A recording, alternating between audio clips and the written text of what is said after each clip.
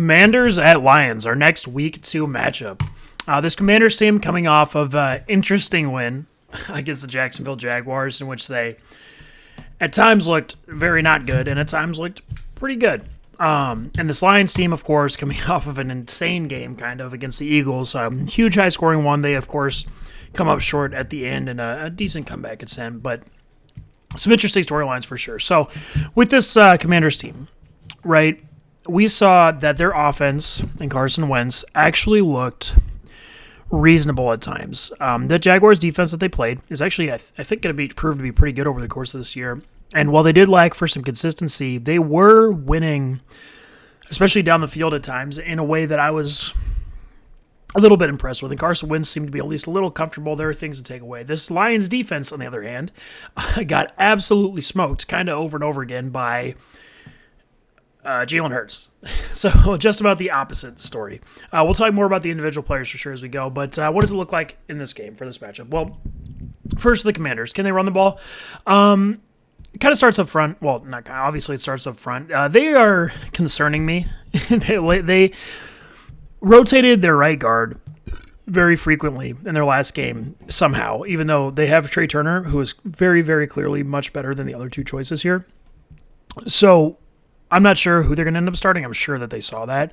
And while Trey Turner, he's not a perfect player or anything, I think clearly he will end up playing the most in this game. So if that's the case, then you actually have a pretty strong interior, especially in the run game. Andrew Norwell, really similar player to Brandon Scherf, who they lost, which is that's a good thing. And while their tackles aren't great, they're okay. And this Lions run defense is not, it doesn't look amazing, to be honest with you. Aiden Hutchinson was not impressive in his first game, very much at all. While I like their interior guys and Michael Brockers and Lee McNeil and Isaiah Buggs as big fat guys, Levi Onwuzurike is actually on the injured reserve now, and those guys didn't exactly play great. And their edge defenders, like I said, with Hutchinson really just not being impressive. Charles Harris is not. He's more of a pass rusher. Austin Bryant is And their linebackers just, frankly, still aren't very good. Malcolm Marias ended up playing a lot last week. He came on a little bit strong towards the end of the game. I do think he showed some flashes that he's on his way to maybe being okay, but at this point, still definitely not the case. Get washed out a little bit too easily, not great through contact, through not the ball carrier. And Alex Anzalone, who they lean on so much, is just such a whatever player. It's tough for them to stop the run, and this Commanders team, they were able to run the ball against a really good run defense last week in the Jaguars, and I'm worried for the Lions that they're going to be able to do that pretty consistently again. So then more importantly, of course, can they throw the ball? Well, is there a pass rush in this game? No. The Lions do some interesting schematic things that I actually do think are good. I think that does boost the talent that they have as far as blitzing at the right times and interesting ways and stuff like that. But you still, at a point, do need talent to win, and you look at these matchups individually, and it's maybe Michael Brockers can get into the backfield a little bit. Maybe Charles Harris can get around the edge a little bit. Maybe Aiden Hutchinson is better than, I'm sure he's going to be better than what he showed week 1, but in this game, not necessarily. So you're probably talking about a pretty clean pocket, and Terry McLaurin and Curtis Samuel are really good. They're just really, really, really good. They showed that last week. Again, Jahan Dotson in his first game as a rookie was absolutely impressive. As far as a guy I believe can separate pretty consistently already in the NFL. And while Jeff Okudah played fine, I think he's a good corner, Monty Oruwariye does not handle really quick, crafty route runners very well, and that's what this Commanders team throws out. They throw out 3 of them, or I think Dotson's going to get there, so at the very least 2 of them, and I'm really, really worried about that matchup, and they still have Mike Hughes as a slot corner who's just not very good. So you're talking about real areas for this Commanders team to win going up and down the field in the pass game, and I should mention too, the Lions are actually playing Will Harris at corner, a guy who's a safety naturally and just can't play corner in the NFL, which creates even a worse position if there's an injury or if they just choose to do that regardless. So I'm really scared. While their safeties are okay, they're not enough to make up for what I was just talking about. And Antonio Gibson, J.D. McKissick are way, way better in the pass game than anything the Lions can throw out, except for Tracy Walker, who's more of a tight end guy than a running back guy as far as coverage goes. So there's so many options for this team. Now, I will say Carson Wentz is still just not particularly good. So he can make some mental mistakes. He can hold on the ball in ways that are very not positive for the offense. And he can be a little dangerous with the ball, and that does limit their total offensive ceiling generally. But in this game, I'm really just not that worried about it. So I have them at 28 to 34 points. I expect them to pretty confidently and cleanly execute on offense in this game and look pretty good. Maybe more of a product of the Lions' talent on that side of the ball, or at least at the very least the matchup, but it is still something that I think you're going to see here. So can the Lions keep up with that? Well, the very first thing, and one of the things that makes me more confident this game than just about any other game this week, is that Frank Ragnow, best center in the league, starter for the Lions, is out this game. And against the Commanders, with what they throw up front, the step down from Frank Ragnow to presumably Evan Brown at center just sucks. It hurts so bad if you're the Lions, and it's tough. So I will say this depth chart is actually a little bit wrong. Logan Stenberg is also going to be starting at right tackle. Tommy Kramer's on IR. Not good.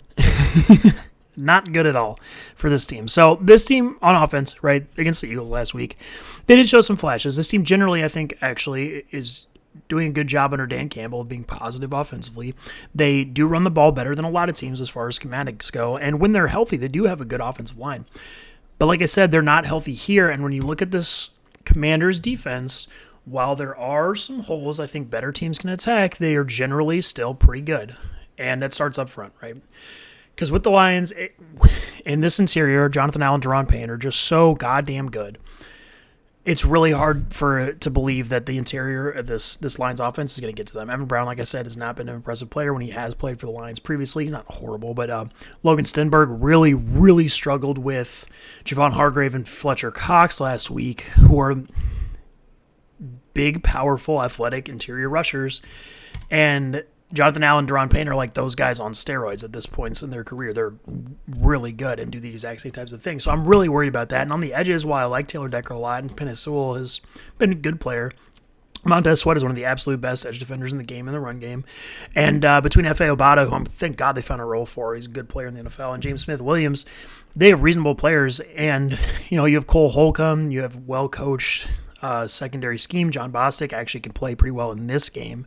And even Jamin Davis, who I don't particularly like as a player so far, I think can make some plays and use athleticism in a positive way here. So I don't expect the Lions to be able to run the ball all that well, which means you're putting a lot on Jared Goff, who is bad. And it sucks. It's tough. Because, again, you're talking about real interior, dangerous pass rush of these guys just beating up on these kind of bad guards and centers.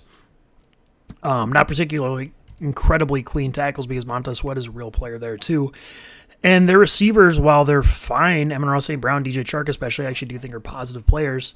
They're not going to beat actual good corners with that much frequency in between William Jackson III and Kendall Fuller. The Commanders are pretty good there. St. Juste is a little bit more vulnerable, but he actually was better than I thought he was going to be last week, I will say. And they don't ask him to do all that difficult stuff. So they can play up with these receivers who, again, are actually, while I like them, are fairly limited as far as handling physicality and consistently winning into tight areas in the intermediate middle of the field. So that is kind of tough, right? And that means you have Jared Goff behind a vulnerable offensive line, throwing to receivers who are just not going to be winning that much in a scheme that's fine but not all that good. And I just don't think it ends up being very positive for the Lions. Now, again, I will give a little bit of credit to their having good tackles, which is a huge part in the NFL, and not, incompetent receivers with Dan Campbell, who I kind of like as a coach. But 10-17 is all I really see here. It's just, this is one of those games where Jared Goff shows why he's not actually a starting level franchise quarterback at all. And so I like the Commanders very comfortably to win this game, actually. I think this is probably my favorite bet of the week. They're just way better, and they match up really good, especially on offense into this Lions defense, as they are, and with the health of the given teams.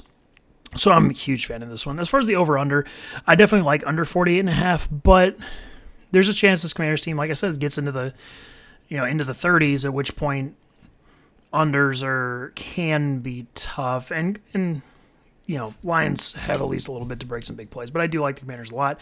I did get that game against the Jaguars a little bit wrong. Not concerned about it. And then with the Lions, I was very comfortable. Pretty much exactly on as far as how that Eagles game went, as far as them being a really up and down game and them losing at the end. So I'm definitely comfortable, again, with where I'm at with these two teams, and I do like the Commanders a whole lot in this game.